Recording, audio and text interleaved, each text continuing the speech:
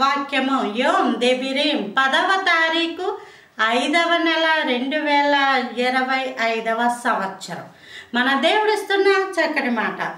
సంఖ్యాకాండము 33వ అధ్యాయము 3వ వచనం. యెహోవా హతము చేసిన తొలిచూలులనందరినీ ఐగుప్తీయులు పాతి పెట్టుచుండగా ఇశ్రాయేలీయులు ఐగుప్తీయులందరి కన్నుల ఎదుట జయోత్సాహముతో బయలుదేరి వచ్చిరి. జయములో ఉత్సాహం. అసలు జయం అంటేనే చాలా ఉత్సాహంగా ఉంటుంది, అంతే కదండి. ఏదైనా శుభవార్త విన్నాం అప్పుడు ఎలా ఉంటుంది? హృదయంలో ఆనందం ఉంటుంది. ఏదైనా వినకూడని సంగతి విన్నాం అనుకో, హృదయం అంతా నిరాశగా ఉంటుంది. ఎంత చక్కటి ఆహారాలు వండుకున్నా తినలేం. అదే దేవుని యొక్క దృష్టిలో మంచి మాట లేదా మంచి శుభవార్త మనం ఆలకించినప్పుడు ఆ రోజు ఏమి తినకపోయినా కడుపు నిండుగా ఉంటుంది.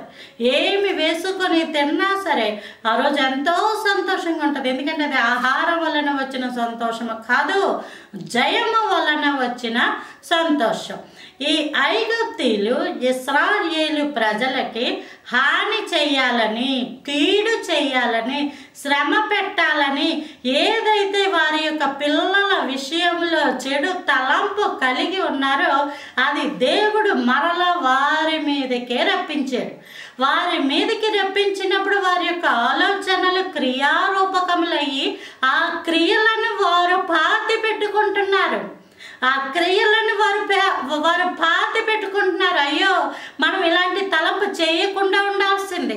వాళ్ళ గురించి మనం ఆలోచిస్తే మన జీవితంలో ఎందుకు ఇంత ఘోర నష్టం వచ్చింది అని ఐగుప్తీయులు, దేవునిని ఎరగనటువంటి జనాంగము, వారి క్రియలను వారే పాతి పెట్టుకుంటూ ఉంటే మంచి పలికే గొప్ప దేవుడు, మంచి జరగాలని ఆశించే గొప్ప దేవుడు.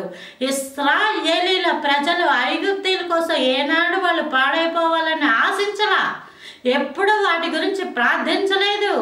దేవుడికి తమ చేతులు కష్టార్జితము విషయంలో దేవునికి మొరబెట్టుకున్నారు వాళ్ళు. ప్రభువా, మా పట్ల కృప చూపించని.